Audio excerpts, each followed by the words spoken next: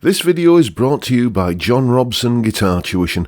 If you enjoy the content, please consider supporting the channel by enrolling on a course, purchasing some guitar lessons or a t-shirt, or you can join my Patreon. Now, on with the show. Hello chaps, welcome once again to John Robson Guitar Tuition. As always, I do hope you're well. Okay, so it's Wednesday, and as has been my custom and practice for the past few weeks, I've been doing like a beginner's guide to this, that or the other. And on the live stream last Friday, if you don't know about that, by the way, at 5 PM UK time, every Friday, we have a live stream for about an hour, and it's just basically a bunch of middle-aged chaps drinking beer and talking guitars. What's not to like about that? Anyway, love to see many of you there this week. Yeah, but somebody on the live stream suggested that I do a beginner's guide to sweep picking, so that's what this video is all about. Although you'll have noticed from the title that it is actually a bluffer's guide to sweep picking, because that's kind of how I see myself in terms of this technique. I'm not the greatest exponent of it, but I can just, kind of sprinkle a little bit of spicy stuff into the stew when the need arises, and that's hopefully what I can enable you to do with this little guide today. So coming up now, you're going to see me explaining sweep picking, how to do it, the shapes that you need to learn, and there's a few licks to go along with it as well. Here they are. Okay then, here are the two shapes that we're going to be using for the arpeggios in this video. You can see there's one minor and one major arpeggio shape.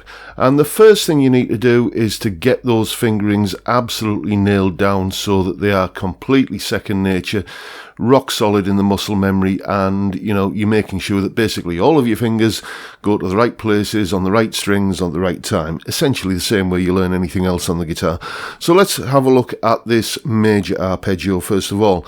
The root note is this note here, which I'm going to use a G for that, so this is going to be a G major arpeggio, and we basically walk through the shape like this.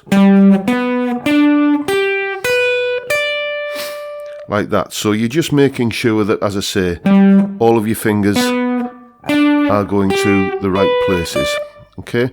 This really does need to be absolutely nailed down, because when you get these arpeggios up to speed, you simply don't have time to think about which finger's going where.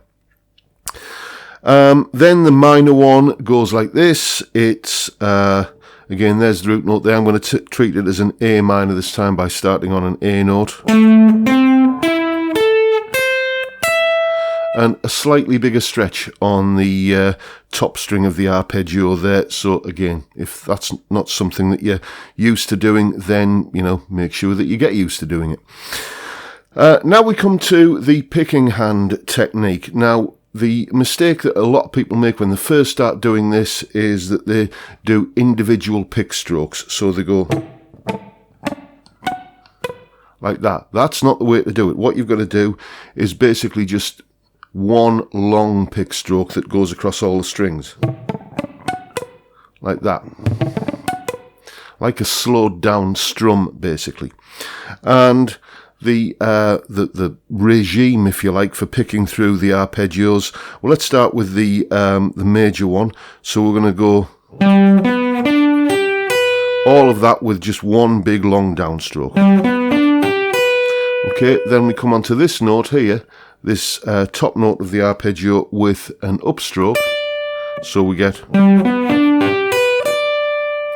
and then you do a downstroke on that note and a pull off to where your first finger is, and then it's the opposite of how you began the lick. So it's kind of one continuous upstroke. So the whole thing all together goes like this.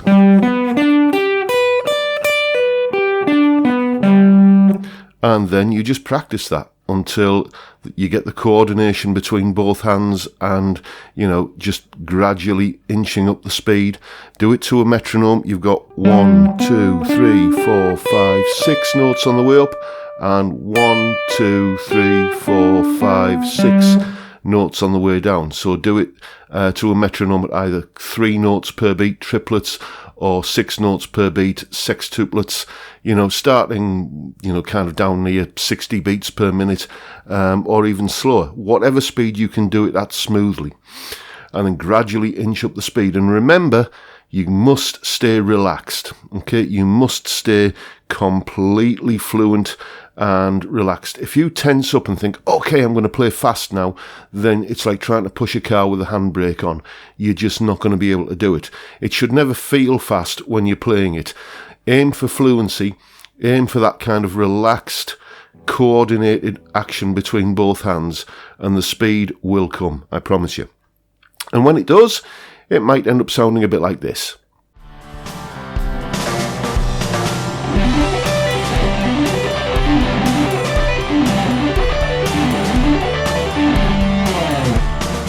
Or even faster for that matter. As I've said, I'm not the greatest exponent of this technique, and hopefully you'll be able to get it at least that fast and probably even faster with a bit of practice.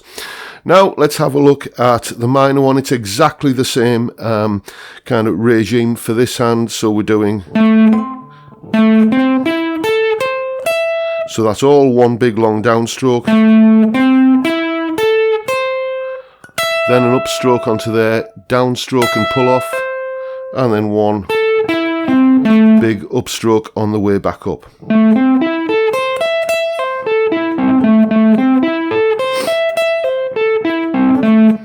Like that. And as I say, a little bit of practice, in the manner mentioned earlier, and you can easily get it up to this kind of speed or faster.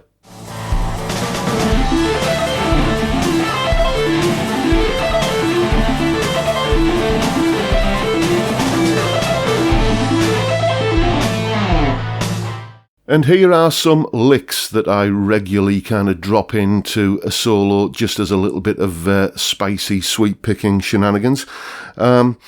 These licks are all played over a backing track that is in the key of G major. There's the chords for the key of G major you can see on screen. Okay, now, although it's in the key of G major, what's happening is it's that A minor chord which is providing the tonality, the tonal centre. That's the chord that's sort of the musical centre of gravity of the backing track. So you're in the key of G major, but you're focusing on an A minor chord. All of you theory nerds out there will know, of course, that means that you're in the A Dorian mode. But what it means for using arpeggios is it means that any of those chords in the key of G major can be arpeggiated over the top of this backing track.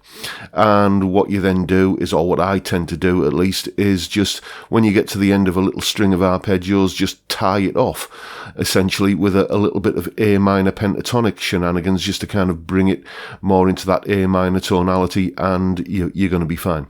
Anyway, here's the licks. You're going to hear them played at full speed and then broken down and demonstrated nice and slowly, so you can see and hear exactly what's going on in each one of them. Here they are.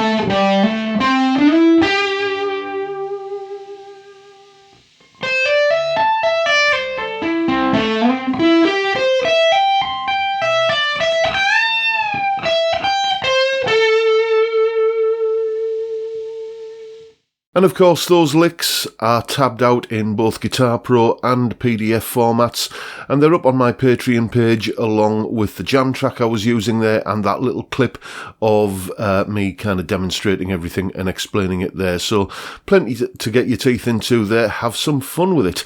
That is, as I said, just a little special thank you to all of my wonderful Patreon supporters who, you know, kind of, they're basically supporting me. Thank you guys. It is massively appreciated. I'm more grateful than I can tell you.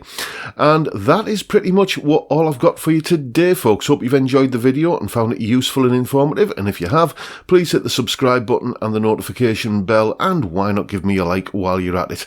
If you're interested in supporting the channel, as I say, you can join the Patreon. It's only $3 a month and you get all of the additional resources that go along with these YouTube videos, or you can choose one of the other ways that you can support me. There are courses you can enroll on. You can buy some handmade jewellery made by my very talented and lovely missus.